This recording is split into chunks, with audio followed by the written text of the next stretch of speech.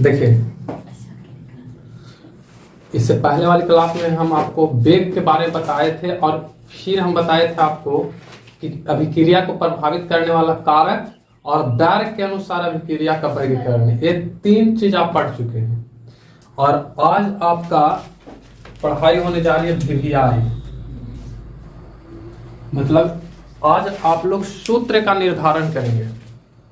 सूत्र का निर्धारण का मतलब समझ में आ रहा है कि जो अभी तक आपने वेग पढ़ा है उस वेग के लिए क्या सूत्र होगी, और आज ही आप पढ़ने वाले हैं वेग स्थिरांक क्या होता है। ये 3 चीज आप 2 चीज आप पढ़ेंगे, ठीक है। तो इसमें देखिए सबसे पहले क्या है आपका कि वेग व्यंजक और वेग स्थिरांक। तभी आप जैसे देखें व्यंजक का मतलब फॉर्मूला होता है और इस फॉर्मूला को हम लोग नियम भी बोल सकते हैं, गलत नहीं होगा। वेग नियम और वेग स्थिरांक याद रखिएगा, नियम भी इसको बोला जाता है, तो ये आपका गलत नहीं हो सकता है, ठीक है। तो आपको कभी कभी हो सकता है कि इस व्यंजक के जगह पे नियम लिखा हुआ मिल जाए, वेग नियम और वेग स्थिरांक। हम कल आपको बोले थे कि आज के बारे में कि वेग स्थिरांक पढ़ेंगे, आज आपको वेग स्थिरांक बता दिया जाएगा होता क्या है। देखिए मान के चलो कि नॉर्मली हम एक समीकरण लेते हैं, इक्वेशन, और ऐसा इक्वेशन आपको पहले भी जब पहली क्लास में पढ़ाए होंगे तो उसमें इस तरह का हम इक्वेशन आपको दिए होंगे और ये भी बताए थे कि ए बी कोई रिएक्टेंट है, अभिकारक, और अभिकारक जब क्रिया में भाग लेगा तो ए और बी आपका कोई अभिकारक है और ये दोनों अभिक्रिया करके प्रोडक्ट के रूप में सी और डी दे रहा है। जैसे आप इसको एक एग्जांपल से समझिए कि यदि हम H2 को रिएक्शन करा दे O2 से तो हमारा प्रोडक्ट क्या मिल जाएगा, H2O। तो ये दोनों क्या आपका हो गया रिएक्टेंट, तो इसको हम मान के चलते हैं A और इसको हम लोग मान के चलते हैं B, और हमारा प्रोडक्ट क्या मिल जा रहा है C। तो यही कह रहा है कि ए और बी मिल करके क्या दे रहा है, सी और डी। और ये भी आप जानते हो कि एक बगल में अगर हम बैलेंस कर दें तो यहाँ पास कितना से हम गुना कर देंगे, 2 से, यहाँ भी 2 से और यहाँ भी 2 से। तो इसके बगल में ये वाला जो चीज आ रही है ना, इसको हम लोग बोलेंगे गुणांक। तो ये आपको ए बी सी और डी जो देखने के लिए मिल रहा है, ए बी सी और डी, इस ए बी सी डी को हम लोग बोलेंगे रस समीकरण वित्तीय गुणांक या अस्टाइकियोमिति। अस्टाइकियोमिति याद रखिएगा, इसका नाम एक नाम और है अस्टाइकियोमिति। अस्टाइकियोमिति देखिए अस्टाइकियोमिति क्या होता है आप समझ जाओ कि ये जो रिएक्टेंट के बगल वाला जो गुणांक है, या इस रिएक्टेंट के बगल वाला गुणांक है, या इस प्रोडक्ट के बगल वाला गुणांक है, इस गुणांक को हम लोग बोलते हैं अस्टाइकियोमिति।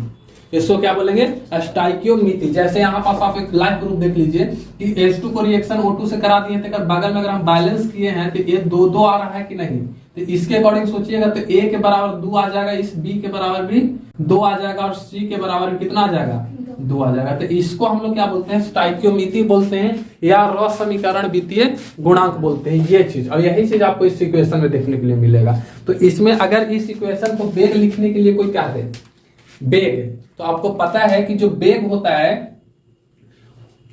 वो वेग आपका रिएक्टेंट के समानुपाती होता है। रिएक्टेंट की जो सांद्रता होती है या इसका जो कोटि होता है उसके कोटि के समानुपाती होती है। अब देखिए यहां पर एक चीज और समझ लीजिए कि एक्स वाई क्या है, इसको हम बताएंगे अभी। जस्ट जिसको छोड़िए एक्स वाई क्या है, ठीक है। आप समझिए कि ए और बी, तो ए और बी आपका क्या है, रिएक्टेंट। तो इस रिएक्टेंट के गुणनफल जो 2 दिख रहे हैं, ए और बी है तो रिएक्टेंट, तो दोनों रिएक्टेंट कहलाएंगे, ए बी रहे या सी रहे। 2 को बिना 2 के रिएक्शन होगा कैसे, होगा नहीं होता है। तो ए और बी जो है उसके समानुपाती होता है इसका वेग, यानी कि इसकी सांद्रता में यदि बढ़ोतरी कर दिया जाए तो इसकी तीव्रता क्या हो जाएगी, बढ़ जाएगी। ये तो हम पढ़ा चुके हैं आपको पहले वाली क्लास में, उसको रिवीजन करते रहिएगा। तो यदि इसकी ए और बी क्या है, रिएक्टेंट है, तो इस रिएक्टेंट के समानुपाती होता है इसका वेग, और इसका वेग समानुपाती होता है। तो हम क्या करेंगे कि इस समानुपाती के साइन को हटा देंगे, इस समानुपाती के साइन को हटा देंगे, तो कोई ना कोई कांस्टेंट आएगा ना। तो कोई ना कोई कांस्टेंट जब आएगा तो इसको हटाए हैं, तो इसके जगह पे कांस्टेंट आया है बी, तो वेग जो होगा इक्वल हो जाएगा किसका, के इंटू रिएक्टेंट, के इंटू रिएक्टेंट।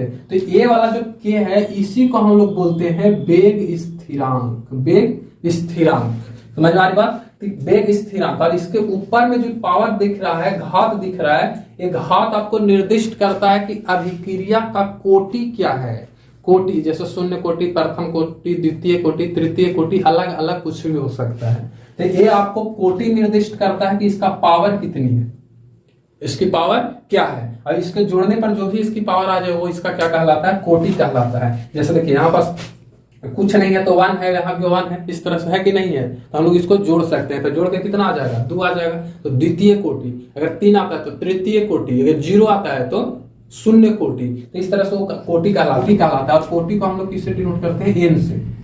कोटि को एन से डिनोट करते हैं। तो एक बार फिर से समझिए कि वेग समानुपाती होता है रिएक्टेंट के, और रिएक्टेंट को अगर समानुपाती होता है रिएक्टेंट के, तो इस समानुपाती के साइन को अगर हटा दिया जाए तो हमारे पास एक नियतांक आता है, वो नियतांक क्या कहलाता है, के। और इसी के को यानी कि इसी नियतांक को हम लोग बोलेंगे वेग स्थिरांक। और ये जो दिख रहा है ये कहलाएगा वेग व्यंजक।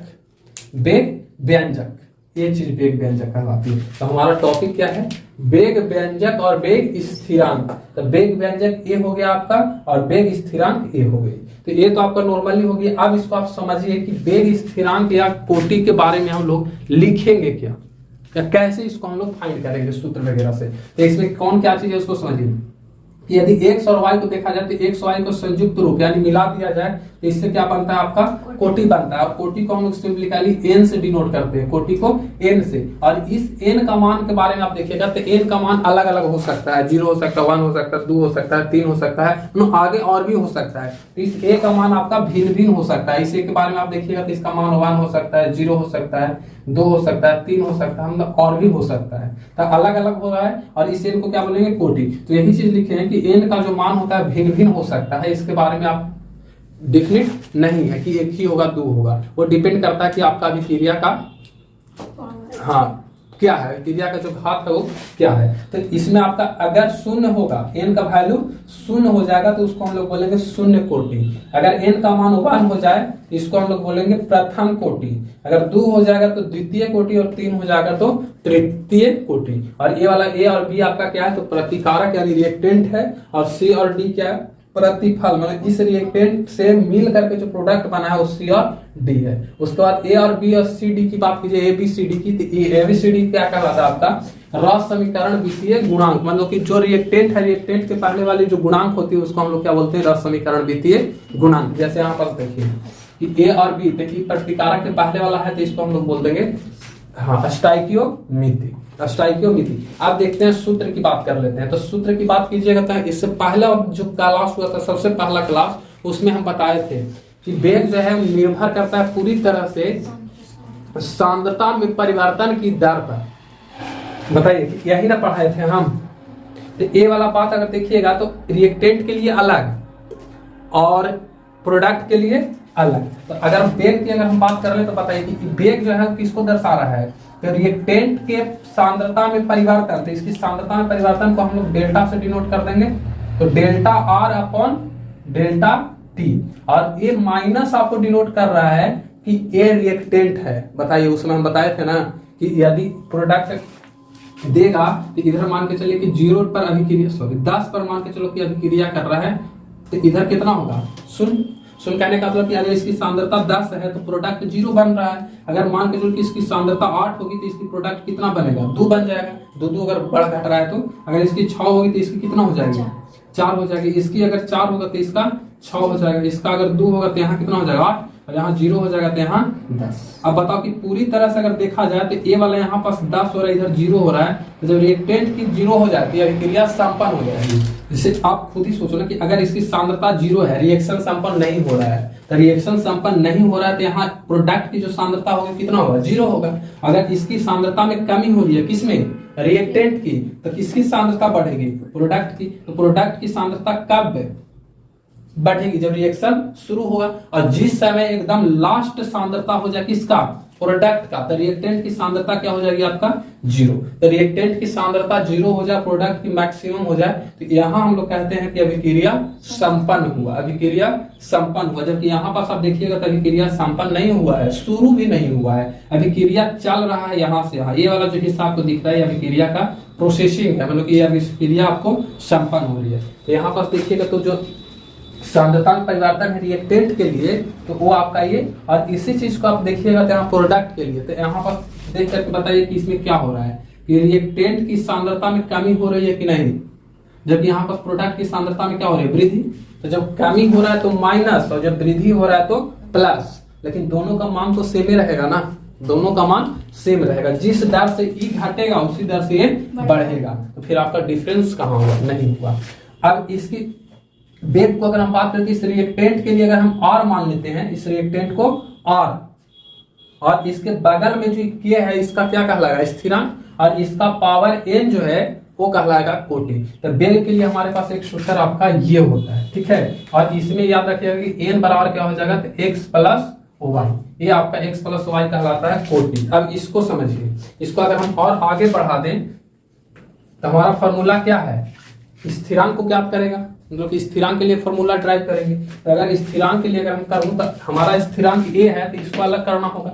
इसको अलग कर दे तो बताइए क्या हो जाएगा, वेग बट्टा और एक पावर n और बराबर k। तो देखिए, तो यहां से स्थिरांक के लिए फॉर्मूला आ गया कि नहीं, वेग स्थिरांक, इसको हम लोग बोलेंगे वेग स्थिरांक, स्थिरांक। अब वेग स्थिरांक है, अब इसके लिए अब हम लोग देखते हैं इसकी मात्रक, मात्रक समझ में आ रहा है। जैसे मान के चलिए अगर हमको कोई पूछ दिया कि शून्य कोटि की अभिक्रिया है, और शून्य कोटि की अभिक्रिया की ऐसा यूनिट क्या है, या उसको हम लोग किस में मापेंगे, तो नॉर्मली इसका मात्रक हम लोग देखेंगे। तो इसका बताइए, तो अगर इसका अगर हम मात्रक निकालना चाहे स्थिरांक का मात्रक, तो क्या हो जाएगी, यहाँ पास वेग के लिए सांद्रता, सांद्रता बट्टा समय, समय यही ना होगा, और ई O1 बट्टा n हो जाएगा, गुणे O1 बट्टा R और n, R और n और बराबर।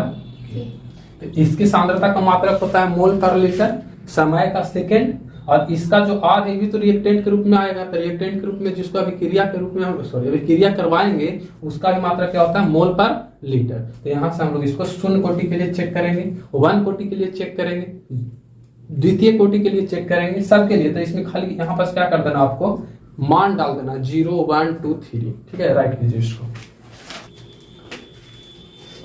अब देख लेते हैं इसकी मात्रक, ठीक है, कि इसकी मात्रक क्या होगी अलग अलग कोटि वाले अभिक्रिया का, ठीक है। जैसे मान के चलो कि यहाँ पास इसका मूल सूत्र क्या होगा, ये तो मूल सूत्र के अनुसार अगर हम शून्य कोटि अभिक्रिया की मात्रक देखें, शून्य कोटि अभिक्रिया के लिए, शून्य कोटि अभिक्रिया के लिए, तो बताइए तो अगर हम वेग स्थिरांक की अगर मात्रक देखें तो हमारे पास वेग स्थिरांक क्या है, ये है, यानी कि k बराबर जो है सूत्र के अनुसार आप देखिए तो सांद्रता, सांद्रता बट्टा समय और गुण्य 1/r के पावर n। तो r भी क्या होगा, रिएक्टेंट की सांद्रता, और आपका क्या है रिएक्टेंट की सांद्रता, तो इसको भी हम सांद्रता ही लिखेंगे, सांद्रता, और बट्टा n, और ये आपका मात्रक के लिए सूत्र होगा, सॉरी हाँ। अब देखिए इसका मान डालिए तो सांद्रता का क्या होता है, मोल पर लीटर होगा ना, मोल पर लीटर, ठीक है, बट्टा समय का सेकेंड गुणित O1 बट्टा सांद्रता, तो यहां भी मोल पर लीटर। अब एक चीज और ध्यान दीजिए यहां पास कि यहां हम किसके लिए कर रहे हैं, शून्य कोटि के लिए, यानी कि n बराबर कितना लेंगे 0। तो n बराबर 0 लेने का मतलब यहाँ पास आप 0 लिखोगे, और किसी भी संख्या का पावर यदि 0 हो जाए तो उसका वैल्यू कितना होता है 1, तो 1 होता है। तो इसको हम ऐसे लिख सकते हैं मोल पर लीटर अपॉन सेकेंड गुना 1 बटा इसका वैल्यू 1, तो पूरा खत्म हो जाएगा। तो पूरा खत्म होने का मतलब कि इसी को हम चाहे तो मोल पर लीटर पर, बताओ तो कि शून्य कोटि अभिक्रिया के वेग स्थिरांक का मात्रक क्या हो जाएगा, तो मोल पर लीटर पर सेकेंड। कोई दिक्कत? अब इसी को अगर हमको 1 कोटि के लिए आ जाता है यानी प्रथम कोटि के लिए, तो 0 के जगह कितना करते हैं 1, तो 1 करोगे तो ये तो ऐसे ही रह जाएगा, ये मोल से मोल क्या हो जाएगा काट जाएगा, तो केवल क्या आता है पर सेकेंड, पर सेकेंड। समझ में आ रही बात? तो ऐसे 3 कोटि तक आप बना लीजिएगा कि नहीं आराम से। तो 3 कोटि तक आप लोग बना करके लाइएगा जैसे हम सिखा दिए हैं, ठीक है। आपको ऐसे ही बनाना है, उसको हम कल चेक कर लेंगे। इसको आप राइट कर लीजिए।